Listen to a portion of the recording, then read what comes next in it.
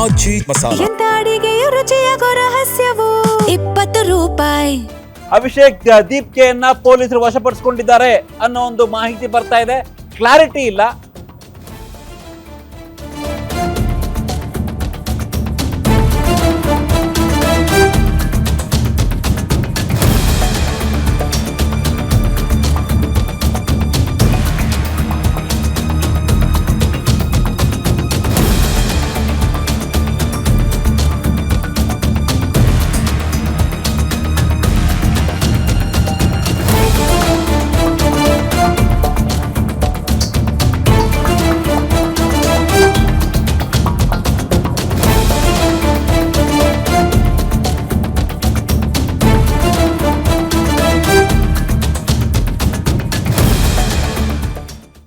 S, Abhijit ದೀಪ್ಕೆಯನ್ನ ಪೊಲೀಸರು ವಶಪಡಿಸಿಕೊಂಡಿದ್ದಾರೆ ಅನ್ನೋದನ್ನು ಆರೋಪವನ್ನ ಮಾಡ್ತಾ ಇದ್ದಾರೆ. ಈಗ ಸಿಜೆಪಿ ಕಾರ್ಯಕರ್ತರು ಏನು ಪ್ರತಿಭಟನೆ ಆಗ್ತಾ ಇತ್ತು ಬೆಳಗ್ಗೆಯಿಂದ, ಈ ಪ್ರತಿಭಟನೆಯ ಭಾಗವಾಗಿ ಸಿಜೆಪಿ ಸಂಸ್ಥಾಪಕ ಅಭಿಜಿತ್ ದೀಪ್ಕೆಯನ್ನ ಪೊಲೀಸರು ವಶಪಡಿಸಿಕೊಂಡಿದ್ದಾರೆ ಅನ್ನೋ ಒಂದು ಮಾಹಿತಿ ಬರ್ತಾ ಇದೆ. ಪ್ರತಿಭಟನಾಕಾರರು ಈ ರೀತಿಯ ಆರೋಪವನ್ನ ಮಾಡಿದ್ದಾರೆ. ಆದರೆ ಪೊಲೀಸರು ಈ ಬಗ್ಗೆ ಯಾವುದೇ ರೀತಿಯ ಸ್ಪಷ್ಟನೆಯನ್ನ ಕೊಟ್ಟಿಲ್ಲ ಇದುವರೆಗೂ ಕೂಡ.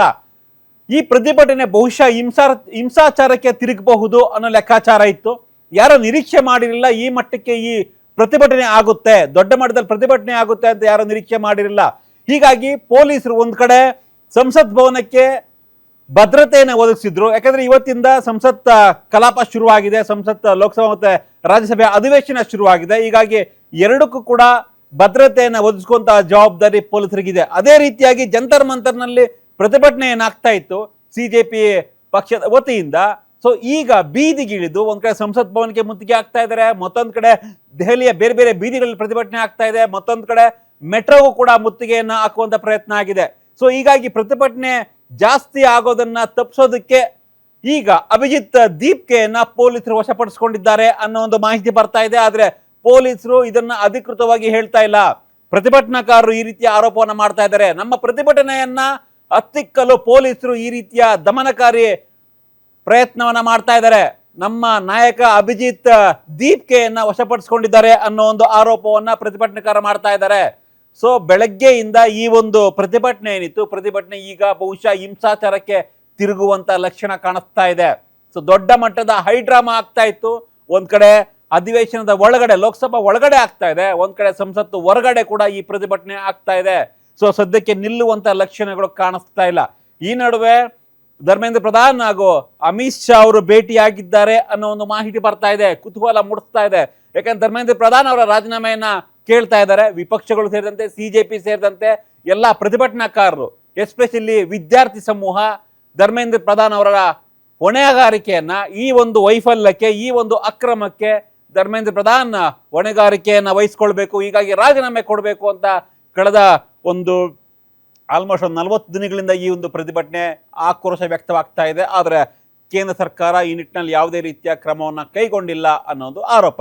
ಎಸ್, ಈ ಬಗ್ಗೆ ಮತ್ತಷ್ಟು ಮಾಹಿತಿಯನ್ನ ಪಡ್ಕೊಳ್ಳೋಣ. ಏನಾಗ್ತಾ ಇದೆ, ಮುಂದೆ ಏನು ಅಂತ ನಮ್ಮ ಡಿಜಿಟಲ್ ಎಡಿಟರ್ ದಿಲೀಪ್ ಈಗ ನೇರ ಸಂಪರ್ಕದಲ್ಲಿದ್ದಾರೆ. ದಿಲೀಪ್, ಇವತ್ತು ಪ್ರತಿಭಟನೆ ಆಗುತ್ತೆ ಅಂತ ಗೊತ್ತಿತ್ತು, ಹೈಡ್ರಾಮಾ ಆಗುತ್ತೆ ಅಂತ ಗೊತ್ತಿತ್ತು. ಆದರೆ ಒಂದ್ ಕಡೆ ಮೆಟ್ರೋ ಸ್ಟೇಷನ್ಗೆ ನುಗ್ತಾ ಇದ್ದಾರೆ, ಒಂದ್ ಕಡೆ ಸಂಸತ್ನ ಎಲ್ಲಾ ದಿಕ್ಕದಲ್ಲೂ ಕೂಡ ಪ್ರತಿಭಟನಾಕಾರರು ನುಗ್ತಾ ಇದ್ದಾರೆ. ಸೊ ಪೊಲೀಸ್ ವೈಫಲ್ಯ ಕಾಣಿಸ್ತಾ ಇದೆಯಾ ದೊಡ್ಡ ಮಟ್ಟದಲ್ಲಿ ಇಲ್ಲಿ ಅಂತ?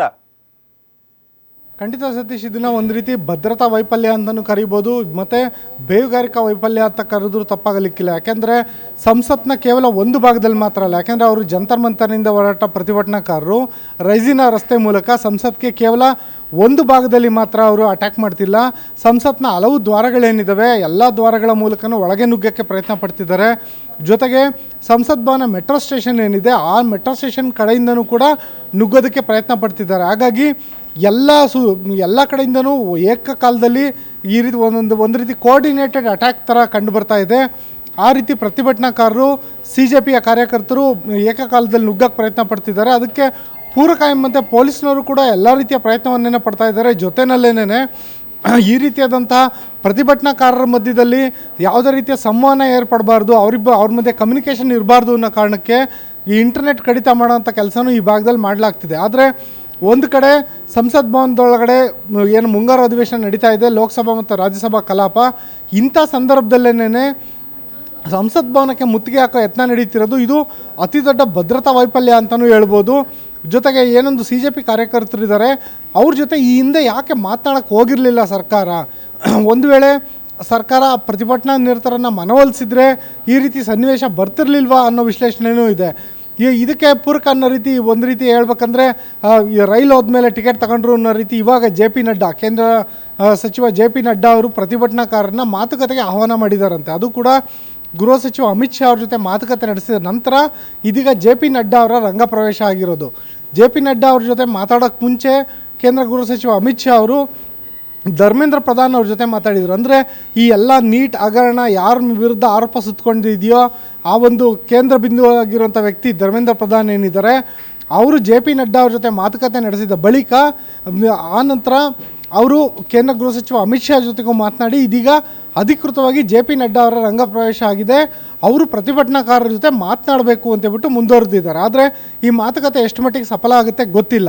ಇದ್ರ ಮಧ್ಯದಲ್ಲೇನೆ ಏನೊಂದು ಅಭಿಜಿತ್ ದೀಪ್ಕೆ ಇದ್ದರು, ಅವರು ಪ್ರತಿಭಟನೆ ನಡೀತಿರೋ ಸ್ಥಳದಿಂದ ಅವ್ರನ್ನ ಪೊಲೀಸ್ನವರು ಕರ್ಕೊಂಡು ಹೋಗಿದ್ದಾರೆ ಅಂತೇಳ್ಬಿಟ್ಟು ಮಾಹಿತಿ ಇದೆ. ಆದರೆ ವಶಕ್ಕೆ ಪಡೆದಿದ್ದಾರೆ, ಪೊಲೀಸ್ನವ್ರು ನಿಜಕ್ಕೂ ಅವರನ್ನು ಡಿಟೈನ್ ಮಾಡಿದ್ದಾರೆ, ಅದ್ರ ಬಗ್ಗೆ ಅಧಿಕೃತವಾಗಿ ಪೊಲೀಸ್ ಡಿಪಾರ್ಟ್ಮೆಂಟಿಂದ ಯಾವುದೇ ರೀತಿಯ ಸ್ಪಷ್ಟನೆ ಇಲ್ಲ. ಇನ್ನು ಏನೊಂದು ಸಂಸತ್ ಭವನ ವ್ಯಾಪ್ತಿಯಲ್ಲೇ ಇರೋ ಪೊಲೀಸ್ ಠಾಣೆಯಲ್ಲಿ ಅವ್ರದ್ದು ವಿಚಾರಣೆ ನಡೀತಿದೆಯಾ ಅನ್ನೋದ್ರ ಬಗ್ಗೆ ಕೂಡ ಸದ್ಯದ ಮಟ್ಟಿಗೆ ಮಾಹಿತಿ ಸಿಗ್ತಿಲ್ಲ. ಒಟ್ಟಿನಲ್ಲಿ ಹೇಳ್ಬೇಕಂದ್ರೆ ಸಂಸತ್ ಭವನದ ಸುತ್ತಮುತ್ತಲ ಪ್ರದೇಶ ಏನಿದೆ ಅದು ನಿಜಕ್ಕೂ ಒಂದು ರೀತಿ ಗೊಂದಲದ ಗೂಡಾಗಿದೆ ಅಂತ ಹೇಳ್ಬೋದು. ಸತೀಶ್, ದಿಲೀಪ್, ಮತ್ತೊಂದು ವಿಚಾರ, ಈಗಾಗಲೇ ಕಳೆದ 21-22 ದಿನಗಳಿಂದ ವಾಂಗ್ಚುಕ್ ಉಪವಾಸ ಸತ್ಯಾಗ್ರಹ ಮಾಡ್ತಾ ಇದ್ರು. ಅವರ ಬಲವಂತವಾಗಿ ಅವರನ್ನ ಹಾಸ್ಪಿಟಲ್ಗೆ ಕರ್ಕೊಂಡು ಹೋದ್ರು ಪೊಲೀಸರು. ಇವೆಲ್ಲವೂ ಮತ್ತೊಂದು ಪ್ರತಿಭಟನೆಯ ಒಂದು ಅಸ್ತ್ರ ಅಥವಾ ಪ್ರತಿಭಟನೆಯ ರೂಪ ಅಂತ ಹೇಳ್ಬೋದು ನಾವು. ಅದರ ಜೊತೆಗೆ CJP ಕಾರ್ಯಕರ್ತರ ಈ ಒಂದು ಬೃಹತ್ ಪ್ರತಿಭಟನೆ. ಸೊ ಇದೆಲ್ಲವನ್ನು ನೋಡ್ತಿದ್ರೆ ಧರ್ಮೇಂದ್ರ ಪ್ರಧಾನ್ ಈಗ ಭೇಟಿ ಆಗ್ತಾ ಇದ್ದಾರೆ ಅಥವಾ ಅಮಿತ್ ಶಾ ಜೊತೆ ಮಾತುಕತೆ ನಡೆಸ್ತಾ ಇದ್ದಾರೆ ಅನ್ನೋ ಒಂದು ಮಾಹಿತಿ ಜೊತೆಗೆ ಈ ಧರ್ಮೇಂದ್ರ ಪ್ರಧಾನ್ ರಾಜೀನಾಮೆ ಕೊಡಬೇಕು ಅನ್ನೋದು ಇವರ ಮೊದಲ ಒಂದು ಷರತ್ತು, ಜೊತೆಗೆ ಬೇಡಿಕೆ. ಸೊ ಇಷ್ಟೆಲ್ಲ ಡೆವಲಪ್ಮೆಂಟ್ ಇದ್ರೂ ಕೂಡ ವಾಂಗ್ಚುಕ್ ಜೊತೆ ಕೂಡ ಮಾತುಕತೆಯನ್ನು ಮಾಡಲಿಲ್ಲ ಕೇಂದ್ರ ಸರ್ಕಾರದ ಯಾರೇ ಪ್ರತಿನಿಧಿ ಆಗಿರ್ಬೋದು, ಸಚಿವರಾಗಿರ್ಬೋದು, ಯಾರೂ ಕೂಡ ಮಾತನಾಡಲಿಲ್ಲ. ಈಗ ನೀವು ಹೇಳ್ದಂತೆ ಟ್ರೈನ್ ಹೋದ್ಮೇಲೆ ಟಿಕೆಟ್ ತಗೊಂಡಾಯ್ತು ಅನ್ನೋ ಲೆಕ್ಕಾಚಾರದಲ್ಲಿ ಕೇಂದ್ರ ಸರ್ಕಾರ ವರ್ತನೆ ಮಾಡ್ತಾ ಇದೆ. ಸೊ ಅಲ್ಟಿಮೇಟ್ ಧರ್ಮೇಂದ್ರ ಪ್ರಧಾನ್ ರಾಜೀನಾಮೆ ಬೇಕೇ ಬೇಕು ಅಂತ ಎಲ್ಲರೂ ಕೂಡ ಪಟ್ಟಿಡಿದ್ದಾರೆ, ಒಂದ್ ಕಡೆ ಸದನದ ಒಳಗಡೆ, ಸದನದ ಹೊರಗಡೆ. ಸೊ ಹಾಗಿದ್ರೆ ಧರ್ಮೇಂದ್ರ ಪ್ರಧಾನ್ ರಾಜೀನಾಮೆ ಕೊಡುವಂತ ಚಾನ್ಸ್ ಏನಾದ್ರು ಕಾಣಿಸ್ತಾ ಇದೆಯಾ ಈ ಒಂದು ಭೇಟಿ ಆದ್ಮೇಲೆ, ಅಮಿತ್ ಶಾ ಜೊತೆ ಭೇಟಿ ಆದ್ಮೇಲೆ? ಸದ್ಯದ ಮಟ್ಟಿಗೆ ಸತೀಶ್ ಏನಂದರೆ ಅಮಿತ್ ಶಾ ಅವ್ರ ಜೊತೆಗೆ ಧರ್ಮೇಂದ್ರ ಪ್ರಧಾನ್ ಅವರು ಮಾತುಕತೆ ನಡೆಸಿದಂಥ ಸಂದರ್ಭದಲ್ಲಿ ಇವರಿಬ್ಬರ ಮಧ್ಯ ಏನು ಮಾತುಕತೆ ನಡೀತು, ಯಾವ ರೀತಿಯಾದಂಥ ಒಪ್ಪಂದಕ್ಕೆ ಬಂದರು, ಯಾವ ರೀತಿಯಾದಂಥ ನಿಲುವುಗಳನ್ನು ಕೈಗೊಂಡ್ರು ಅನ್ನೋದ್ರ ಬಗ್ಗೆ ಇದುವರೆಗೂ ಅಧಿಕೃತ ಮಾಹಿತಿ ಲಭ್ಯ ಆಗ್ತಿಲ್ಲ.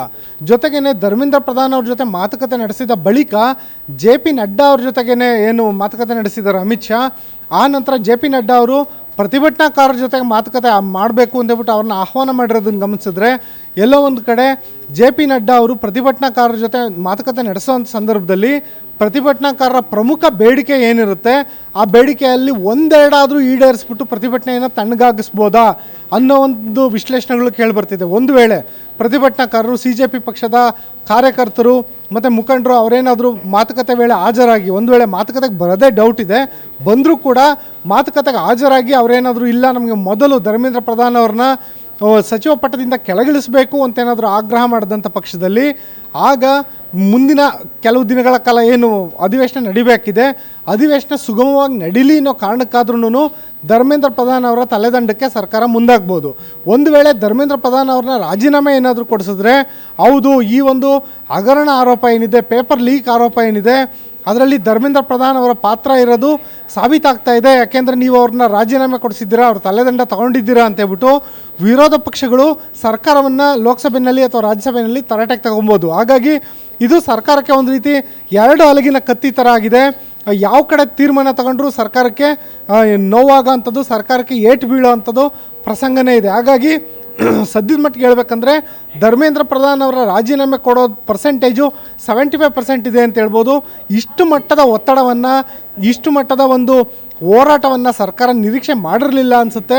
ಜೊತೆಗೆ ಇದುವರೆಗೂ ನಾವು ಗಮನಿಸಬೇಕು, ಮೋದಿ ಸರ್ಕಾರದಲ್ಲಿ ಯಾವುದೇ ಒಬ್ಬ ಸಚಿವರ ತಲೆದಂಡ ಆಗಿಲ್ಲ. ಇಂಥ ಒಂದು ಸಂದರ್ಭದಲ್ಲಿ ಧರ್ಮೇಂದ್ರ ಪ್ರಧಾನ್ ಅವರ ತಲೆದಂಡ ಈಗ ಮಾಡ್ತಾರೋ ಅಥವಾ ಸಂಪುಟ ಪುನಾರಚನೆ ಹೆಸರಲ್ಲಿ ಮುಂದಿನ ಕೆಲವು ತಿಂಗಳುಗಳಲ್ಲಿ ಆ ಕೆಲಸ ನಡೆಯುತ್ತೋ ಅನ್ನೋದು ಸದ್ಯದ ಮಟ್ಟಿಗೆ ಕುತೂಹಲ ಕೆರಳಿಸಿದೆ ಸತೀಶ್. ಎಸ್ ದಿಲೀಪ್, ನೀವು ಹಾಗೆ ಸಂಪರ್ಕದಲ್ಲಿರಿ.